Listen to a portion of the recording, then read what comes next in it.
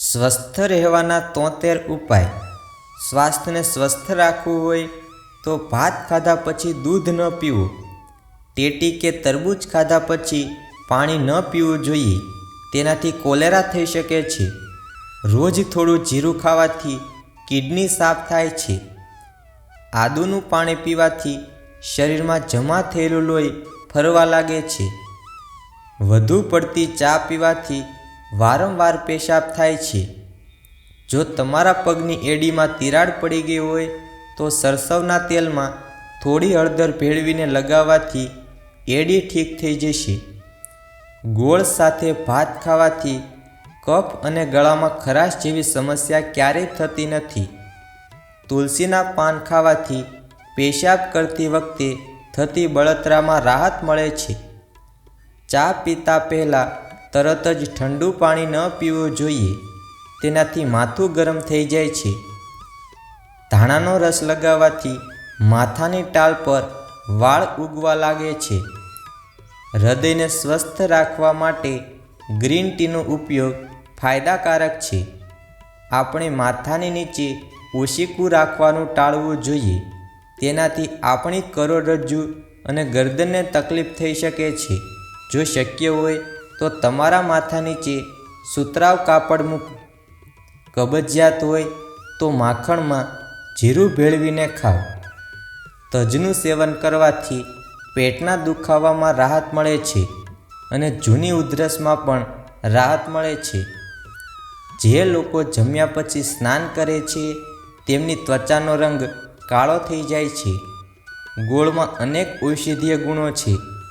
ગોળનું નિયમિત સેવન કરવાથી અનિયમિત પીરિયડ્સને નિયંત્રિત કરવામાં મદદ મળે છે। કંઈ પણ વાંચતા પહેલાં થોડું જીરું ખાઓ, તે તમે જે વાંચ્યું છે તે યાદ રાખવામાં મદદ કરે છે। જે લોકો રોજ દહીંનું સેવન કરે છે તેમને યુરિન ઇન્ફેક્શન નથી થતું। ચા પીધા પછી ક્યારેય પાણી ન પીવું જોઈએ, કારણ કે તેનાથી શરીરને ઘણું નુકસાન થઈ શકે છે।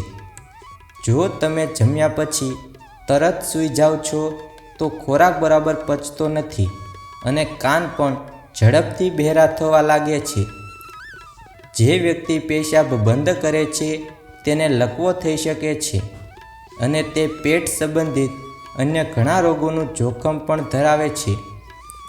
ખાધા પછી તરત જ ફળો ન ખાવા જોઈએ, તેનાથી લીવરને નુકસાન થાય છે। વધુ પડતું ટેન્શન લેવાથી લોહી જાડું થાય છે, જેના કારણે લોહીના ગઠાવાનું શરૂ થાય છે। તેથી જ વધારે ટેન્શન લેવાથી હાર્ટ એટેકનો ખતરો વધી જાય છે। વધુ પડતો ખોરાક ખાવાથી મગજ નબળું પડે છે। હાથ અને પગ પર એલોવેરા લગાવીને સૂવાથી મચ્છરો કરડતા અટકાવે છે। જો તમે કબજિયાતથી પીડાતા હો તો 2 પલાળેલા અંજીર ખાવાથી તમને ક્યારેય કબજિયાત નહીં થાય। બાજરીના રોટલા ખાવાથી કબજિયાત થાય છે। ગરમ તાસીર તેમજ કબજિયાતને કારણે હરસમસાની તકલીફ થવાની શક્યતાઓ પણ અનેક ગણી વધી જાય છે।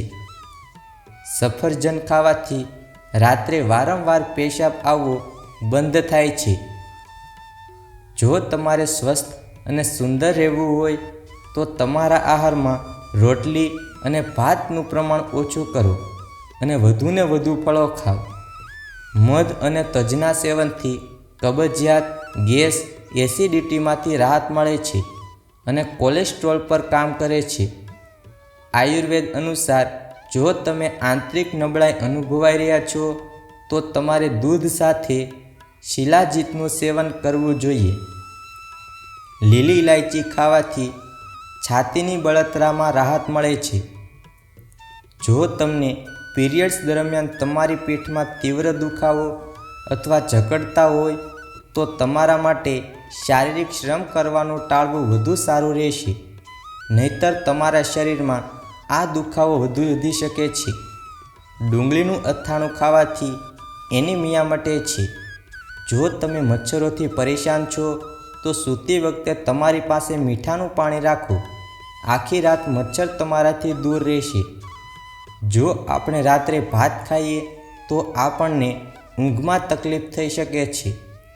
જો તમને ક્યાંક મોચ આવી ગઈ હોય તો ઘેટાના દૂધથી હળવા હાથે માલિશ કરો.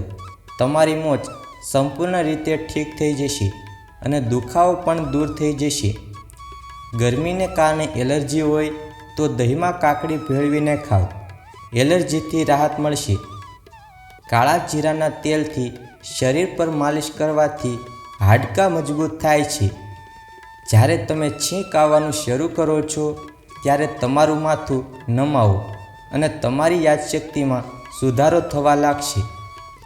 જે મહિલાઓ ઉકાળેલા કોળાનું પાણી પોતાના માથા પર લગાવે છે તેમના વાળ ઝડપથી વધે છે અને વાળ ઝડપથી સફેદ થતા નથી.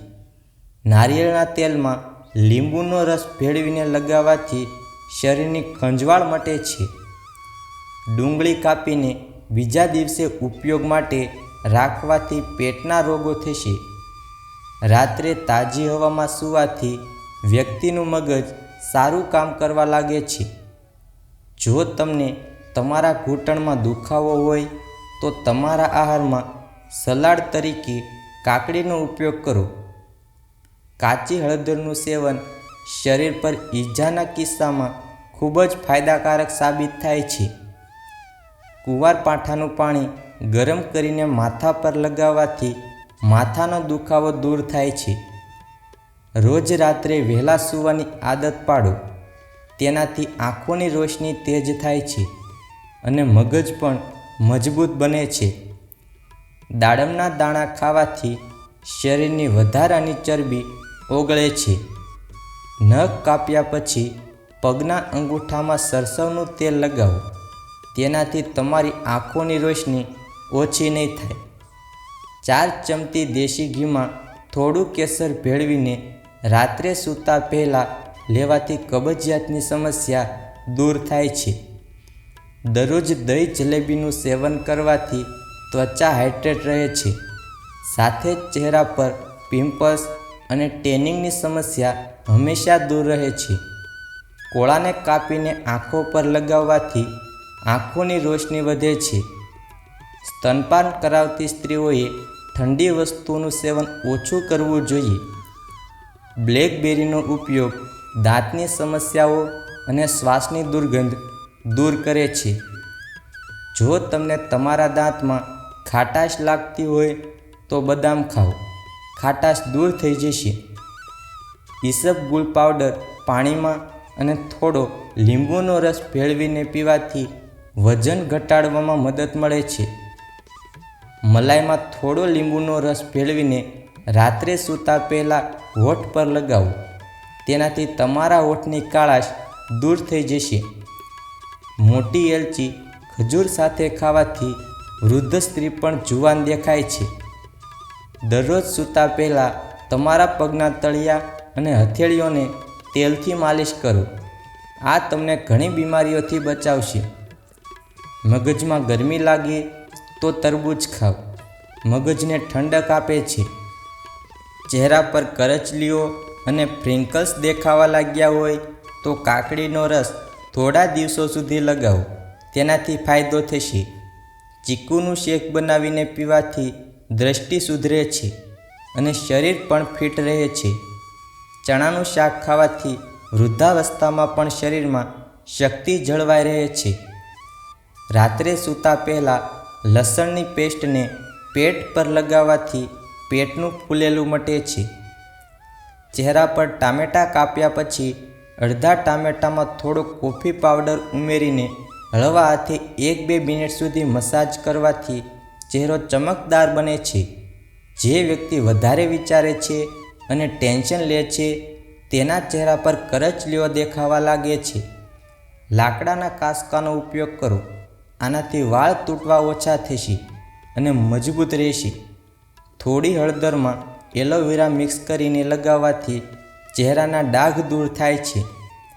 વરસાદની ઋતુમાં કાચું સલાડ ખાવાનું ટાળવું જોઈએ, કારણ કે વરસાદની ઋતુમાં કાચી વસ્તુઓ ખાવાથી બેક્ટેરિયા સરળતાથી શરીરમાં પ્રવેશ કરી શકે છે. દાંત પર ઠંડુ માખણ ઘસવાથી દાંતની પીળાશ દૂર થાય છે. નબળી પાચન શક્તિ ધરાવતા લોકોએ કેળા ન ખાવા જોઈએ. જે વ્યક્તિ વહેલા ઊંઘે છે અને વહેલા જાગે છે તે ફ્રેશ દેખાય છે અને તેના ચહેરા પર ચમક આવે છે. તો મિત્રો, તમને અમારો વિડીયો પસંદ આવ્યો હોય તો વિડીયોને લાઈક કરો, શેર કરો અને ચેનલને ખાસ સબસ્ક્રાઈબ કરવાનું ભૂલશો નહીં મિત્રો. ધન્યવાદ.